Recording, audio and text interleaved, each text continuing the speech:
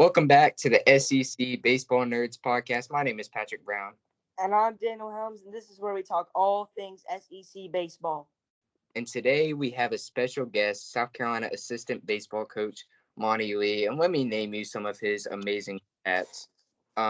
He started his coaching career at the University of Charleston, where he was a very spectacular coach. And he started his career as an assistant at Carolina during the retainer years when we had amazing regional runs, World Series runs, and then they got him the coaching job at Charleston. He won 200 games faster at Charleston than any coach in the history. He led them to a 276 145 overall record, which then got him the job at the We Don't Speak of school, where he had a great career. 242 wins, 136 losses, so many regional berths, and has come back home here to South Carolina and has done an amazing job and is one of the best assistant coaches in the country. Coach, thank you for joining us today. Yeah, thanks for having me. Our first question here is some scrimmages have been starting up. Interplay. What have you been thinking about that? And have there been any players that have stood out to you? I know small sample size so far the start of the season, but what have you been thinking about that? Well, I think I think the first thing you said is probably the best way to say it is it's a small sample size. So we just played our fifth game, and even though that sounds like a decent amount, last week we played four inter squads, and most of them were 2 to 3 innings. So pitchers were only throwing 1 inning apiece. Most of our hitters only got like 1 at bat per game. Some of them got 2 at bats per game. Today we played a 4 inning game. So, again, guys have been, we're sitting at like 7, 8, maybe 10 at bats at the most per hitter. So it's a little bit hard to say, quite yet, what to make, of the fall up to this point. The things that have stood out to me just in general is I feel like our team is more athletic this year, the position player group. I think we're much, much better defensively than we were last year.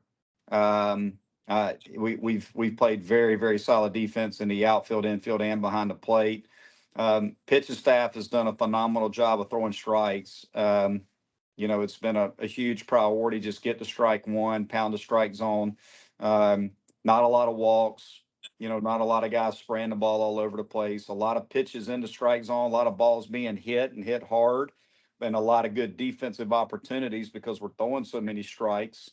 So all in all, I feel like our contact is up as an offense. I feel like our athleticism is better. A lot of strike throwers on the mound. Don't know if we have quite the power, but I still think we have some guys that have a chance to hit for some power. But to me, just again, in a very small sample size, to me, it looks like a more contact-oriented offense, a team that defensively should be more sound and a lot of options when it comes to guys that have pitchability and will throw the ball over the plate. Thank you. That was I know that's like some of the things that like power that you stress about. We just need to. Yeah, power. Look, we want to be good at things you can't defend, right? You can't defend the walk and you can't defend a home run. And the last 2 years we've been in the top 5 in the country in walks, and we've hit over 100 home runs per year. But we've also struck out some. So we basically, have kind of built our philosophies a little bit around the personnel that we have, which as a hitting coach is what I try to do. I try to look at the pieces of the puzzle and say, okay, what gives us the best chance to score 7+ runs per game, which we've averaged over 7+ runs per game in both years. And when you score 7+ runs per game, you're going to win north of 80% of the time. So, whether how you get there is by looking at your personnel and trying to figure out how do we put ourselves in a position to score runs. Last 2 years, it's been more via the free 90, the walk, and then, driving the baseball, hitting the baseball over the fence. Yeah. I don't know if we'll be quite that type of offense this year. I think we have a chance to do a little bit more on the situational hitting end. Should be able to hit and run a little bit more. Should be able to run a little bit more, even though we ran a decent amount last year.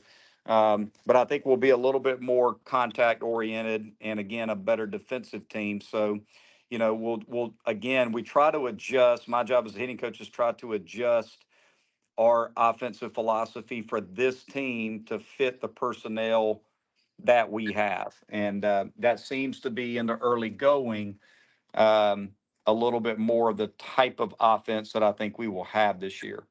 And obviously, that's due to somewhat new leadership. And we did score, like past 2 years, been scoring a lot off of home runs, which home runs are great, but we do want, like you've been saying, more small ball type things and more walks, more steals, stuff like that. Do you think, obviously, one of the great coaches of this decade and past decades, do you think that's going to affect that game? Because it would be nice to have more small ball instead of just knocking it out of the park all the time. Well, I think that when it comes to small ball versus power, again, if you look at the SEC in general, the SEC is not a small ball league. It is a league of power arms, and it is a league of power bats. So it's not necessarily that you look to incorporate. You're not going to play a lot of small ball if you have a power oriented lineup. If you have a lineup that has a little more speed and a little more contact and not as much power, then you tend to bunt a little bit more, hit and run a little bit more, run a little bit more, try to manufacture runs a little bit more. And, Coach Maneri obviously is a Hall of Fame coach. He believes in situational hitting, takes a lot of pride in situational hitting and managing the game that way. And I think that, that plays right into what he likes to do.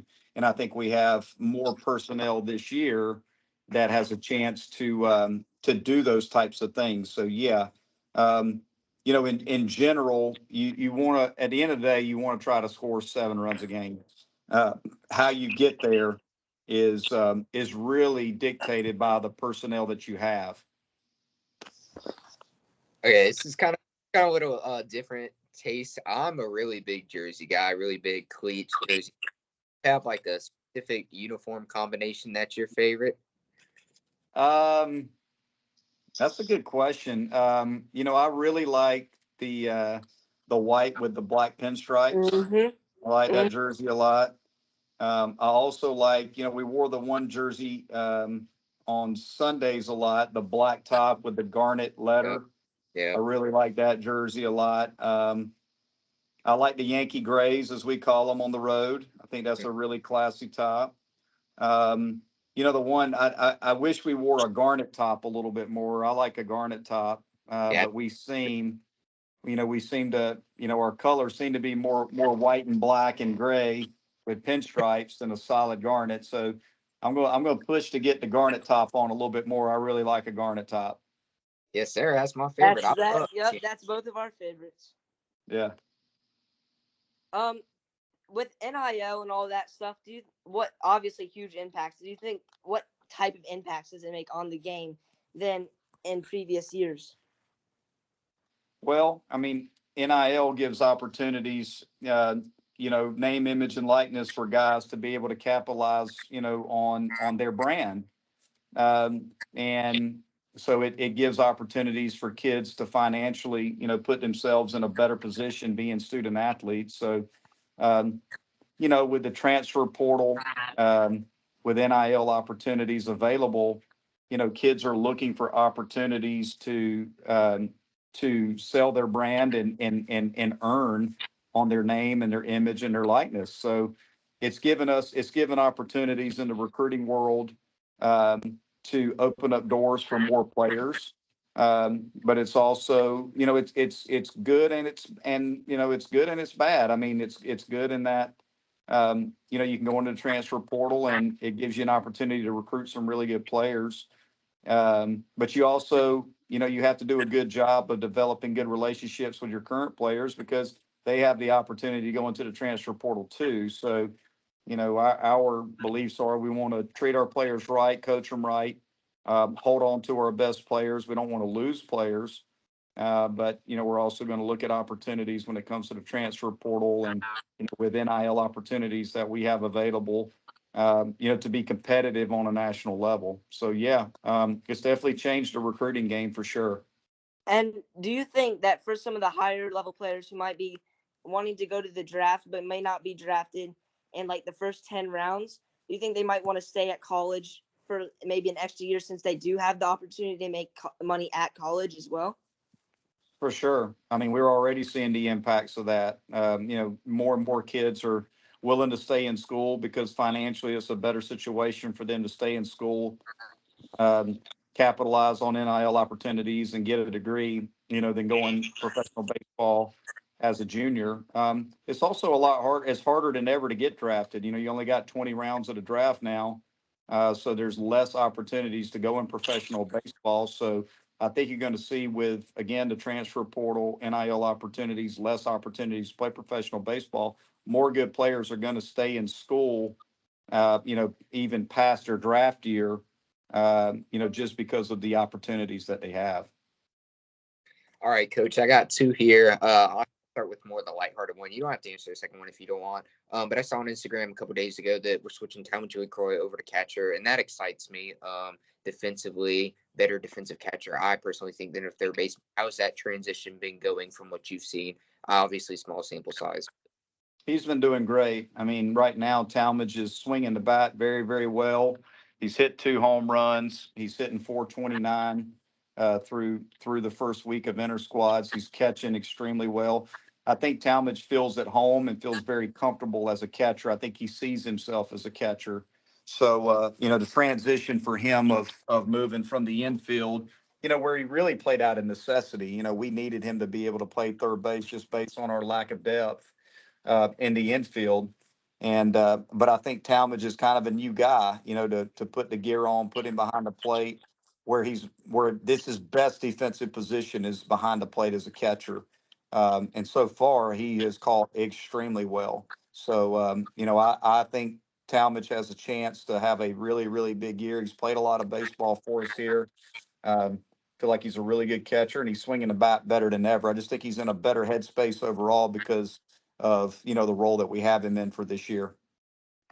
All right, this next one, I did not actually come up with this. A fan of ours came up with. You don't have to answer it, but I'm curious to transition from South Carolina to Clemson back to South Carolina. What impact that makes? How big does that rivalry game? Obviously, for the fans and the players, it means a lot. But what does it mean to you? Well, uh, as far as what it means for me, I mean, when you look at my career, um, I coached at South Carolina for 6 years as an assistant first. Okay. And during that time period, we played Clemson 4 times a year. Okay. So I had 24 games under my belt in the rivalry as an assistant coach my first time here. And then I went to Clemson as the head coach and played in the 3 game series 7 times. Okay. So that's 21 more games. Okay. So that's 45 games. And now I'm in year 3 and I've done 6 more games. So I've coached in 51 South Carolina Clemson baseball games in my career. So when you look at it from that perspective and you ask me, like, what does it mean for me? It's a pretty cool honor to have been in that many rivalry games in both dugouts. It's been really, really cool and something that um, I'm very proud of. To be able to be a part of such a great rivalry against 2 great programs, uh, and where the whole state of South Carolina is on one side or the other. It it's been really, really cool to be a part of. It's stressful, uh, but it's been a really, really cool experience for me personally to be a part of it. Speaking of that, it can come from either team. Is there any player or anyone that has been your favorite, or maybe just a person that you love to have worked with over the years? Whew, that's a tough one. No, I wouldn't say that I have a favorite player. I have. I would put that group in more of a bucket of players Yeah. over the years, because some of those guys are going to be from my College of Charleston days too. The 7 years that I spent at the College of Charleston. I had tremendous teams there and coached some really, really good players and great kids there. Um, so I don't necessarily look at it as favorite players, but there's certainly guys over the years that I have tremendous relationships with that I absolutely love coaching them when they were coming through, whether it was at Spartanburg Methodist, where I started out for 2 years, South Carolina for 6 years, my first go round, College of Charleston, Clemson, and now back here. Um, I don't necessarily think I have one favorite player, but there's probably 10 or 15 guys that I could say, were some of my favorite kids that I've had a chance to coach because of the relationship and, how good of players they were. Um, Thank Coach, we you. talk about the transfer portal, but we often forget about recruiting and freshmen as well. I've been coming to scrimmages. I can't drive yet. I'm almost about to get my license, but since I'm not there, I don't know what transfers and freshmen are looking good. So, what transfers or freshmen have surprised you and you think could make a big difference this year? Whew. I mean, that's a long list now. As far as the freshman group, we got a freshman catcher named Gavin Braylon that I think is going to be just outstanding. I think he's got a chance to catch some for us as a true freshman. Not sure. Will it be some midweek starts, maybe some Sunday starts? Not sure what it looks like yet. We're still a long ways away from the season starting, but I think he's got a chance to be special. I could see Gavin being a guy that, by the time he's a junior, could be a draftable catcher. He's very, very talented. We've got an infielder that's been playing primarily third base named KJ Scobie. And Scobie's going to be a dude. I mean, he's going to be a real player. I think he has a chance to potentially start as a true freshman at third base for us. Very, very, very good player. Those two guys on the position player side. Bo Hollins is another one, first baseman, switch hitter, right here in Lexington. Son of Dave Hollins, who played in the big leagues, played at South Carolina. Bo's a plus defensive first baseman, switch hitter. Has got a chance to hit for some power. I think Bo's going to be a really good player too. Those three freshman position players stand out to me. I think they're going to be really good players. Um, you know, Pitching wise, as far as the true freshman group, the one guy that has stood out to me so far is Ryder Garino, a freshman out of New Jersey. He's going to be very, very good. Those three pitches for strikes. He's about 6'5", 6'6", tall, lanky, really good command. I think Ryder's got a chance to be a really good one. Um, Another kid, he's actually hurt this year that I was very, very high on in the recruiting process is Riley Goodman. You won't see him this year. You'll see him next year. He's still recovering from an injury, but Yeah. he's got a bright future ahead of him too. Transfer portal wise, we've got a lot of guys. I mean, it's a long list of guys. Um, Henry Casmer, transfer out of Ohio State, is going to be a real player. He's having tremendous at bats, played really, really well defensively. Nolan Araki out of Clemson and Nathan Hall out of Clemson. Both those guys they both hit home runs today. Yeah. Naraki's playing some third, playing some second. Nathan Hall's playing center.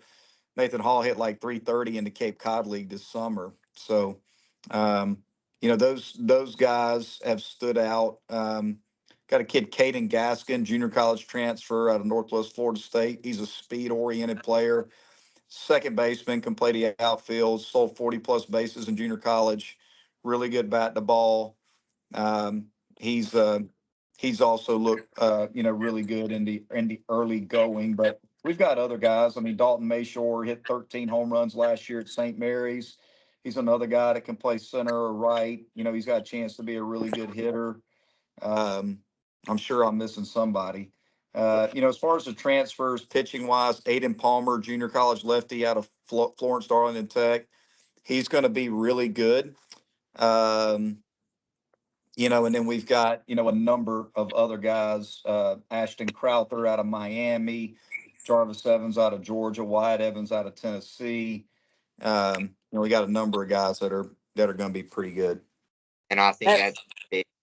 You know, I don't know everything, but there's a lot of infield spots open right now. DH is obviously open. Just fighting. We all have great freshmen coming in, but these guys get in the battle. There's especially on the infield, some position battles going on, a lot of chances, and to have this I feel like we have a ton of depth this year, especially on the infield, which is something we have not had in past years. And so I'm very excited to see the depth with these transfers. Yeah, no, there's no doubt about it. I mean, I think our depth, especially in the infield, is very, very good. Yeah, we've got a lot of options. The biggest thing is the fall is all about competition. It's about, who's going to compete and who's going to try to separate themselves from the other guys. Yep. Speaking of the fall, it's obviously October, and it's just more of a little fun question. Is there a team in the MLB playoffs that you think stands out and could maybe win the championship? Ooh, that's a tough one. So my best friend works in the Dodgers organization, so I'm pulling for the Dodgers because of him. But to say like who, golly, man, when you get to the Wide open. playoffs, it's not always the best team that wins. It's the team Yeah. that plays the best baseball at the right time. And so I don't know. Every time I've tried to predict who I think is going to win the World Series, I'm wrong.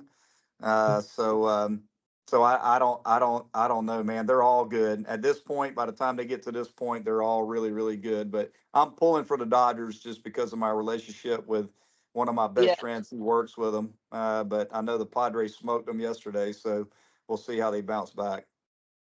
All Coach, right. one last one for you here. Thanks for spending the time with us. We talk about all about baseball and these kids with baseball, but what we don't think about is they have a life outside of baseball. And what does it mean to you to not only educate them on baseball, but to help them mature and grow up as people and human beings? What does that mean to you? Well, it means a lot to me, and I think that baseball. What we try to do as coaches. Obviously, we're working really, really hard on trying to make them the best players that we can. But in that process, I think we're developing men. Men that can go out into the workforce, can run an organization, can run a company. The toughness that you have to be an SEC caliber baseball player with all the hours that we have to work. We're teaching them work ethic. We're teaching them discipline. We're teaching them how to deal with failure. We're teaching them how to deal with relationships with other people. You're teaching them to be selfless, to put your team first. I mean, there's a lot of things that teach them to take care of themselves. So I mean, there's a lot of things that I think translates into successful people from playing college baseball. Just all the life skills and the attributes that you gain from being a part of a program and a part of a team that is really striving to do something big. I think more times than not, people want to hire athletes because they know that they're going to compete and work hard and they're going to be disciplined and put the team first. All right, Coach. Thank you so much for joining us. We will definitely try to catch a few games. We get our license in like a month or two, so definitely got to head on down unders. We'll try to catch a game, and I appreciate you so much for joining us today. No problem at all, guys. You guys have a great day. Thank Thank you. you. All right. I'm Brown. I'm Dan Hums. This is SEC Baseball Nerds.